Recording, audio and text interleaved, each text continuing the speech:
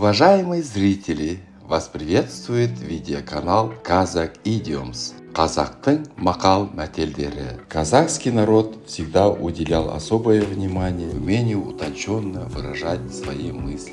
Видеоканал Kazakh Idioms приглашает вас на просмотр видеороликов о поговорках и пословицах, которые веками использовались в разговорной и бытовой речи казахов. Видеоматериалы сопровождаются переводами на русский язык и примерами применения в разных ситуациях.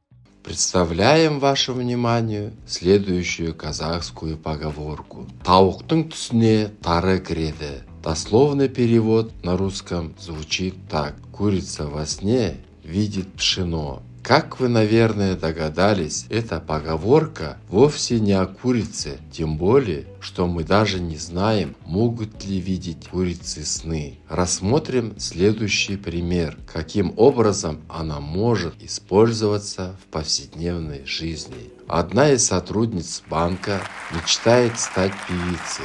На одном из собраний коллектива, где решались важные вопросы, она предложила создать музыкальную группу для улучшения настроения среди работников банка. И тогда коллеги про нее могут сказать «тауықтың түсіне тары кіреді», которое означает, что она озвучивает свои желания, а не то, что необходимо для улучшения работы банка.